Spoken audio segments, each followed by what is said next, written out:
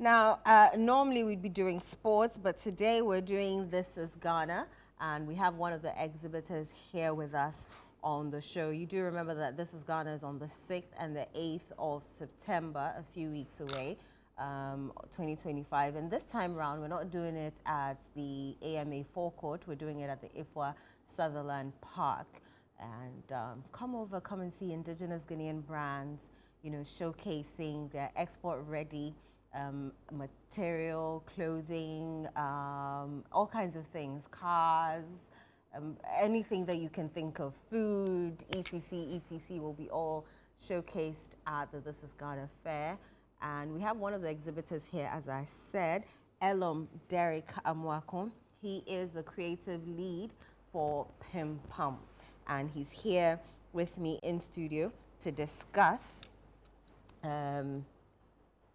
This is Ghana and why he decided to exhibit. I know this is not your first time. No, it's because not. I think I've seen you at the fair before. Yeah, this will be our third time. Third time? Yeah. Tell me why you keep coming back.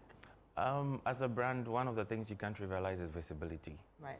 No matter how well positioned you are, even in the physical location of a shop, you want to come to such fairs to make direct contact with your customers, both existing and prospective ones, as well as touch base with other entrepreneurs, maybe collaborative strategies between brands. So that is why we make it a point to be at This is Ghana Fair. And it's a very great platform to actually exhibit what we are about, because Ghanaian products are quite marginalized when it comes to comparative value in terms of international brands and then made in Ghana brands. So ChannelOne has actually given us a very great opportunity and a platform to make known our products and services to the general public. Oh, nice.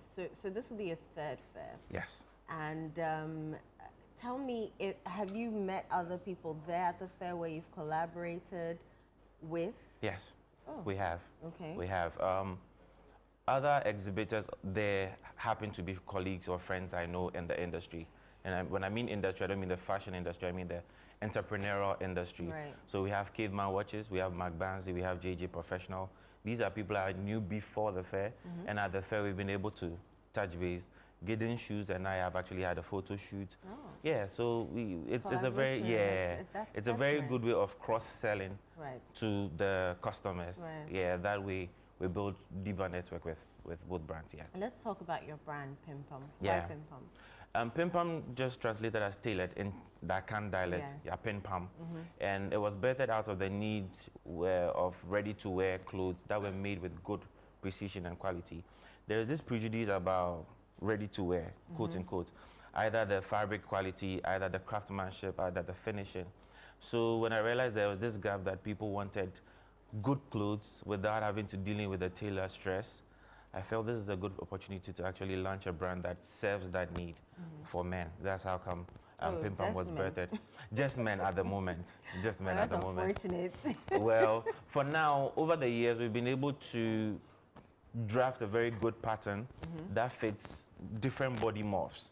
Okay. So from the medium to the extra large, we've been able to carve out a particular measurement scheme that fits these different body morphs. So most people walk into the shop, get a cloth off the rack, and it fits them like a glove. Oh, and they're surprised. They're like, is it made to me? I was like, no, this is really something that was just made over the years of experience. We've been able to realize the different body morphs of the Ghanaian men, and then be able to create a certain measurement scheme that actually fits this. I love what I'm seeing on the screen. Yeah.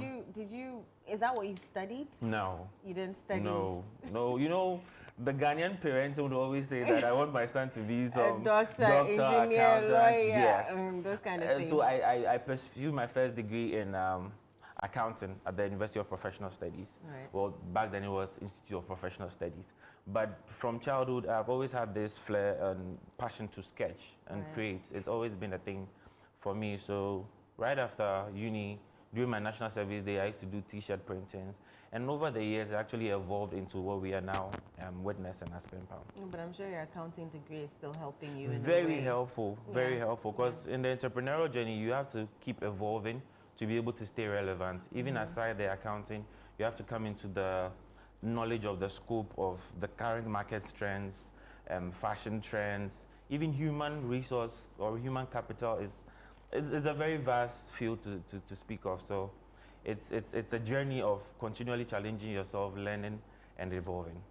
Yeah. So this year's This Is Ghana Fair, as an exhibitor, what are you expecting from this fair this year? Always fun with ChannelOne, you know. It's not just any other fair where you come in, it's just exhibition. You have a live band session, you have the presenters coming around to engage you, you have visibility in real time. When I mean visibility in real time, it's being shown on TV, so people actually can see you and interact with you whilst you are on the fairgrounds, sort of. And one of the advantages is that even after the exhibition, ChannelOne keeps playing the videos. So there are times where 3 weeks, a month after the exhibition, people call and be like, I see you on TV. I was like, see me on TV? Yeah. What's going on? And it's like, the exhibition, I was like, wow, this is really great. Yeah. So it's not just the fair. Even after the fair, you are still given the platform to project your brand, even when you are not really there in person. So it's a very great opportunity for other producers, other exhibitors to actually jump on this platform and come and be a part of this fair. Yeah. Jude has been eyeing this kaftan and I just would have to get my trouser measurement and I'm sure I'll be fine. But it's a perfect piece of art.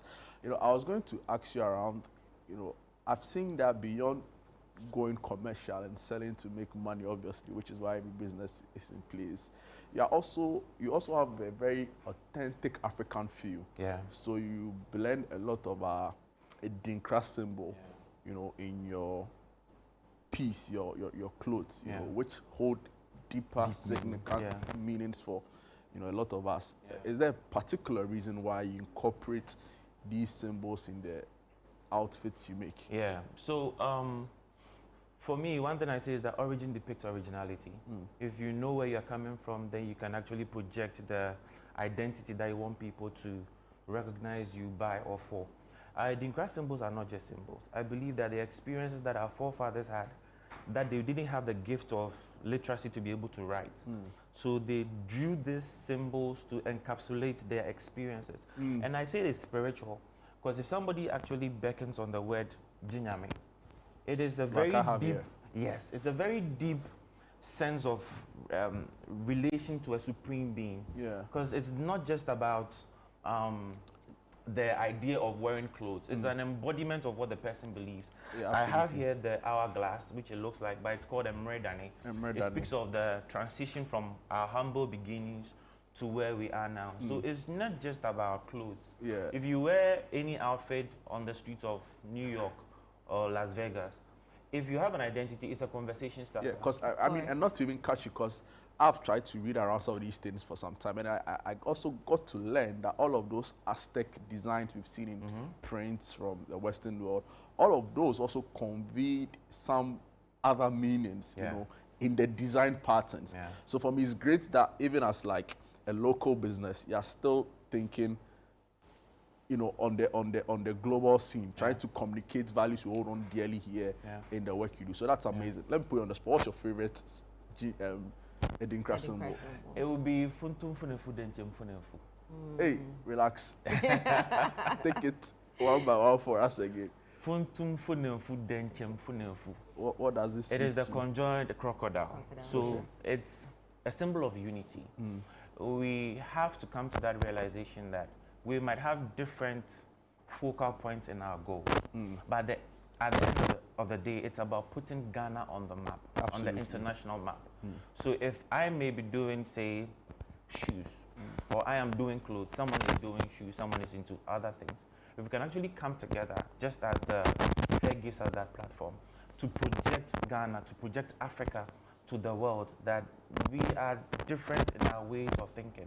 But the whole idea is that we want to put Africa or Ghana out as a symbol of historic recognition, that the diasporans who actually want to trace their roots back here can find a simple connection. It doesn't always have to be artifacts. It can be clothes. It can be other elements that... So being expressive of where we're coming from through the clothes we wear. So the slogan for PIMPAM is creating our heritage through style. It's interesting because, you know, I'm really inspired by this, right? Because a lot of the time you don't get the sense that people sew and, you know, it's just for the fashion from a lot of people that we've seen, you know, in the past. But this is a brand that beyond the fact that they want to make you look good in what you wear, they also express very deeply held belief systems you have here. And we've always said that, see, if you look at our culture, beyond it being a way of life, or it's our way of life, right? And in our way of life, it's also the way we express ourselves through what we wear. So this is amazing. Absolutely fantastic. Talking about, you know, your clothing brand and everything, someone says I should ask you about the cost. The cost. Because we know that people have this, you know, mindset like Ghanaian-made brands or Ghanaian-made goods are expensive.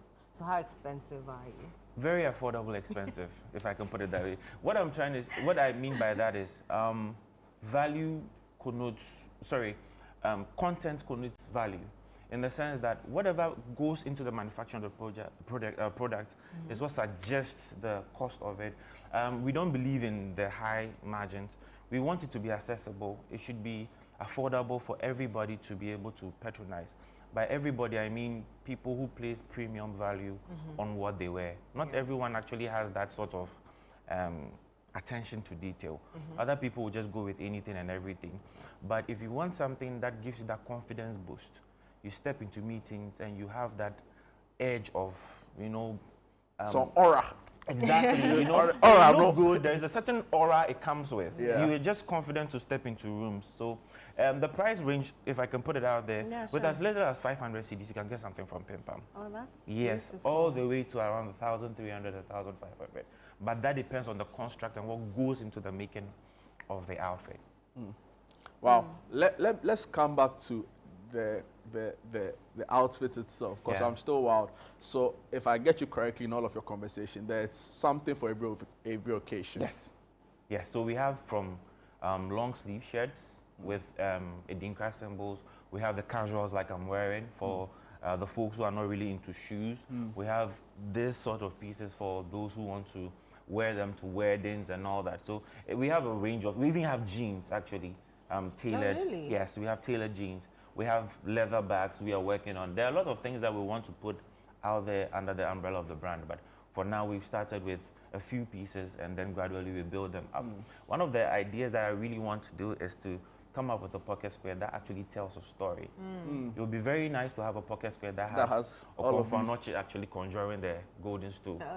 And you can still wear a suit, but just that pocket square actually keeps you in touch with your heritage. That's true. So fashion accessories that are very easy to go with, and then they are very functional. Pim Pam. Pim Pam. Yes. That's lovely. You know, this is amazing. I mean, honestly, I've been blown away not only by the style, but the stories behind what we see, and I think this is amazing. Thank you. You know, how difficult? Maybe let's put you on the spot a little to also ask around. How difficult is it to run a business of this nature in this country? The general issue will be funding. The general issue will be funding, because again, a lot of these things that we do, if you want to really stand out, you have to have that exclusive touch, and the exclusive touch doesn't come easy.